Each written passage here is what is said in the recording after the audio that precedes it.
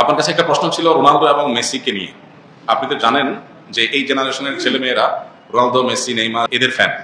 আমি নিজেও রোনালদোকে পছন্দ করি, কারণ সে প্যালেস্টাইনের পক্ষে সবসময় কথা বলে। ইভেন সে তার অ্যাওয়ার্ডও বিক্রি করে সেই টাকা ফিলিস্তিনে দান করেছে। আবার ফিলিস্তিনি শিশুদের জন্য তার অনেকগুলো সংস্থাও আছে। সে মাঝে মাঝেই সালাম দেয়, আবার মাঠে সেজদাও দেয়, মদিনাতেও গিয়েছে। কিন্তু মেসি তো ইসরায়েলের প্রধানমন্ত্রীর সাথে তাদের ধর্মীয় রীতি মানিয়েছে। কিন্তু আর যাই হোক, তারা দুজনে খ্রিস্টান। এখন আপনার কাছে শুনতে চাই যে তাদের সাপোর্ট করা কি ঠিক? আমি রোনালদোর এইসব কাজের জন্য তাকে পছন্দ করি, কিন্তু আপনি সঙ্গে কি বলেন? দেখুন, প্রশ্নটা হাসি উদ্রেক করলেও প্রশ্নটা খুবই প্রাসঙ্গিক এবং আমাদের সমাজ বাস্তবতার সাথে সামঞ্জস্যপূর্ণ। প্রথম কথা হলো যে ইমানদার খেলাধুলা কেন্দ্রিক যে উন্মাদনা আছে, এগুলো ইমানদার কখনো নিজের গায়ে মাখাতে পারে না, বা এগুলোর মধ্যে ইমানদার জড়াতে পারে না। এটা তার ইমানের সাথে যায় না। পৃথিবীর যে খেল তামাশা, বিশাল আয়োজন, আমোদ ফুর্তির যে মহা আয়োজন, এটা মূলত যারা আখিরাতে বিশ্বাস করে না তাদের জন্য, যেহেতু দুনিয়াতেই তাদের সবকিছু, অতএব তারা যা খুশি এখানে করে যাবে। ইমানদার আনন্দ করবে, ফুর্তি করবে, কিন্তু শরিয়ার সীমানার মধ্যে থেকে।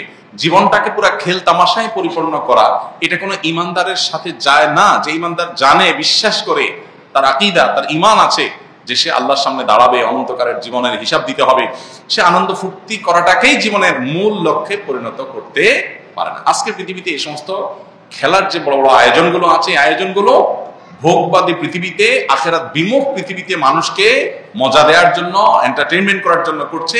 এর পেছনে মানুষকে ঈমান থেকে বিচ্যুত করা, দিন বিমুখ করা, এই লক্ষ্য উদ্দেশ্য যেমন আছে, আবার এর পেছনে রয়েছে আমাদের সবার জানা আছে যে এর পিছনে বিলিয়ন বিলিয়ন ডলার বিজনেসের স্বার্থ জড়িয়ে আছে। যেটাকে আমরা খেলা মনে করছি, এটা আসলে খেলা না, এটা আসল খেলা। অতএব সেই খেলার গুটি হচ্ছে আমি। খেলোয়াড় খেলছে, হারলেও টাকা পাচ্ছে, জিতলেও টাকা পাচ্ছে। আয়োজন যারা করছে, বিলিয়ন বিলিয়ন ডলার তারা বিজনেস করছে। বিহাইন্ডে যারা থাকছে, সবাই লাভ থাকছে। তাদের গুটি হলো আমাদের মতো সেই সমস্ত সাপোর্টাররা যাদের কোনো লাভ নাই, লস ছাড়া। আমরা উত্তেজিত হয়ে যাচ্ছি, আমরা কেঁদে দিচ্ছি, হেসে দিচ্ছি। এই যে আমাদেরকে বোকা বানিয়ে মাঝখান থেকে তারা তাদের স্বার্থ হাসিল করছে। আমি নিজে যদি খেলি, আমার শারীরিক কসরত হয়, আমার ব্যায়াম হয়, স্বাস্থ্য ভালো থাকে, ইসলাম সেটাকে অ্যালাউ করে। কিন্তু এই জাতীয় অহেতুক কাজে জড়াটা ইসলাম অ্যালাউ করে না। নবী সাল্লাল্লাহু আলাইহি ওয়াসাল্লাম বলেছেন, মিন হুসনি ইসলামিল মারই তারকুহু মা লা ইয়ানি। একজন মুসলমান ইসলামটা সুন্দর হয়, আল্লাহর কাছে গ্রহণযোগ্য হয়, অ্যাকসেপ্টেবল হয়, কোয়ালিটিফুল ইসলাম হয় তখন যখন সে অহেতুক অনর্থক কাজ থেকে বেঁচে থাকে।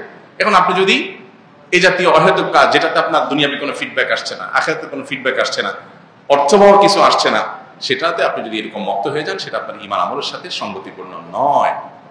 এই জন্য এটা থেকে আমাদের বিরত থাকতে হবে, এটা হলো মূল কথা। এবার আসা যাক, খেলোয়াড়দের কোনো খেলোয়াড় ইসলাম, মুসলমানদের স্বার্থ, মাজলুমদের স্বার্থ তার মাধ্যমে রক্ষা হয়, সেই কারণে মুসলিম মাত্রেই তার প্রতি সিম্পেথি চলে আসবে। এটা খুব স্বাভাবিক একটা বিষয় যে একজন মানুষ অমুসলিম হওয়ার পরও তিনি আমাদের স্বার্থ সংশ্লিষ্ট বিষয়গুলোতে আমাদের পক্ষ অবলম্বন করছেন। এটার কারণে তার প্রতি একটা দুর্বলতা চলে আসাটা একটা স্বাভাবিক ব্যাপার, এটুকু পর্যন্ত দোষণীয় না। কিন্তু সিম্পেথি দেখিয়ে আপনি বিসমিল্লাহ বলে তার খেলা দেখা শুরু করে দিলেন, যে আমি যেহেতু তার সাপোর্ট করি বা তাকে, তার এই কাজগুলোকে পছন্দ করি, এই জন্য তার খেলাতেই লেগে গেলাম, তাহলে তো মুশকিল। এখন আমাদের দেশে যে আর্জেন্টিনা, ব্রাজিল, বিএনপি, আওয়ামী লীগের মতো মুখোমুখি অবস্থান আমাদের দেশে দীর্ঘদিন পর্যন্ত যে চলে আসছে, ওই জায়গা থেকে রাজনৈতিক বিরোধের মতো এই খেলার ক্ষেত্রে মানে কাজ না থাকলে যা হয়, এত বেকার মানুষ এদেশে, সুবহানাল্লাহ। অবশ্য গোটা পৃথিবীতে উন্নত দেশগুলোতে ওই উন্মাদনা ওরা ছড়া যেতে পারছে, মানুষকে বোকা বানিয়ে তারা তাদের স্বার্থগুলো হাসিল করছে, এজেন্ডাগুলো বাস্তবায়ন করছে, মানুষ মোরাল দিকটাকে ধ্বংস করে দিচ্ছে। যাই হোক, তো এই যে ব্রাজিল আর্জেন্টিনার মত পার্থক্য, আপনি হয়তো কোনো একটা দেশের সাপোর্ট করেন, ব্রাজিলের সাপোর্ট করেন বা আর্জেন্টিনার সাপোর্ট করেন, তো যেই দলের সাপোর্ট করেন ওই দলের একটা মুসলমান খেলোয়াড় খুঁজে বাইর করছেন, অথবা একটু মুসলমানদের পক্ষে, ফিলিস্তিনের পক্ষে সাপোর্ট দুইটারে খুঁজে বাইর করে এবার এটা দিয়ে দলিল দিচ্ছেন, দেখো আমি এই জন্য এই দলের সাপোর্ট করি। এটা হলো আপনার নফসের পূজা। আপনি দলের ভক্তি জাহির করবেন, সেটার জন্য একটা ঢাল বানাইছেন। ইন্নামাল আমালু বিন্নিয়াত। আল্লাহ জানেন আপনি কেন এই ধান্দা করেছেন। এই জন্য এসব কিছুর ঊর্ধ্বে উঠে কোনো একজন খেলোয়াড় তিনি ফিলিস্তিনিদের পক্ষে, মাজলুমদের পক্ষে, শিশুদের পক্ষে তিনি অবস্থান নিয়েছেন, জালেমদের বিরুদ্ধে অবস্থান নিয়েছেন, সেটাকে আমরা অ্যাপ্রিসিয়েট 100 বার করবো। এবং সেটার কারণে তার প্রতি আমাদের দুর্বলতা অবশ্যই আসবে। দুর্বলতা এসে আমি তার ভক্ত হওয়ার চাইতে তার জন্য দোয়া করবো, আল্লাহ তাকে যেন হেদায়েত দান করে। এটা হলো একজন ইমানদারের স্টেপ একজন ইমানদারের প্রকৃত অর্থে পদক্ষেপ। অতএব এটুকু পর্যন্ত দোষের কিছু না। এর বাইরে যারা আল্লাহকে বিশ্বাস করে না, যারা জালিমদের পক্ষ অবলম্বন করে, সে যত বড় খেলোয়াড় হোক না কেন, তার পেছনে আমরা যেভাবে ছুটে চলেছি, এই যদি হয় আমাদের অবস্থা, দাজ্জাল যখন আসবে তার হাতে জীবন মৃত্যু থাকবে, ম্যাজিক থাকবে, রিজিক থাকবে, পৃথিবীর খাদ্য পানীয় সত্তার কন্ট্রোলে থাকবে, তাহলে তার পেছনে হ্যামিলনের বাসিয়ালার পেছনে ঘোরার মতো করে কি পরিমাণ আমরা তরুণরা দৌড়াবো, সেটা এই খেলোয়াড়দের পিছনে দৌড়ানো দেখে কিছুটা অনুমান করা যায়। একজন খেলোয়াড়ের পায়ের ভেলকি দেখে যদি আপনি তার ভক্ত হয়ে যান, তার আদর্শ, তার আইডিওলজি, তার ইমান কুফর সংশ্লিষ্ট বিষয়, তার অবস্থান, তারপরে জুলুম এবং অত্যাচারীদের পক্ষে তার অবস্থানে সবকিছুকে ছাপিয়ে শুধু তার খেলার কারণে যদি আপনি তার ভক্ত হয়ে যান, তাহলে আপনার আদর্শ বলতে কিচ্ছু নাই। আপনি জাস্ট একজন আপনার নিজের প্রবৃত্তির পূজারী। আপনার আকল যদি থাকে, একজন খুনিদের পক্ষাবলম্বনকারী, জালিমদের পক্ষাবলম্বনকারী, অভিশপ্তদের পক্ষাবলম্বনকারী এবং অন্যায়ের পক্ষাবলম্বনকারী, শিরকে লিপ্ত, আপনার রবকে যে গালি দেয়, আপনার রবের প্রতি যার অবিশ্বাস আছে, তার খেলা দেখে আপনি পাগল হতে পারেন না।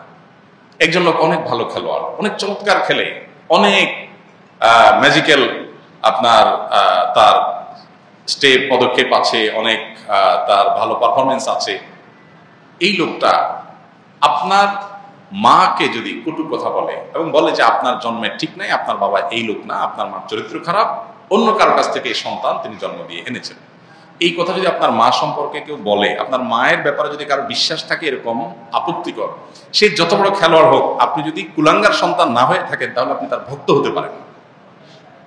আপনি যে রবের প্রতি ঈমান এনেছেন, সে রবের অস্তিত্ব, রবকে যে স্বীকৃতি দেয় না, বরং সে রব সম্পর্কে যে কটু কথা, কটু বিশ্বাস, ভুল বিশ্বাস, ভ্রান্ত বিশ্বাস রাখে, সে যত বড় খেলোয়াড় হোক, আমার আদর্শ তাকে আমার ভক্ত হতে দেয় না, বাধা দেয়। এটা আদর্শের ব্যাপার। আর যার কাছে ঈমান নামকে আসতে আছে, মুসলমান নামকে আসতে, সে আজকে এর পিছনে দৌড়াচ্ছে, কারকে পিছনে দৌড়াচ্ছে। এই যুবকই যদি বেঁচে থাকে আর দাজ্জাল পৃথিবীতে আসে, সবার আগে চোখ বন্ধ করে বলে দেওয়া যায়, এই শ্রেণীর যুবকরা দাজ্জালের পিছনে দৌড় দিয়ে চলে যাবে। তার হাতে আরো বেশি ম্যাজিক থাকবে, আরো ভক্ত হওয়ার, ফান হওয়ার মতো বহু আইটেম থাকবে। আমাদের অনেক তরুণরা কোরিয়ার আপনার কি বিটিএস, এই তরুণদের ফান হয়ে যাচ্ছে, অনেক ছেলেরা মেয়েরা। এর কারণ হলো তাদের মধ্যে ঈমানের চেতনা নেই, আদর্শ নেই। তারা আদর্শ তাকে এই সমস্ত অন্যায় থেকে বিরত রাখবার কথা। আল্লাহ আমাদেরকে বোঝার তৌফিক দান করুন।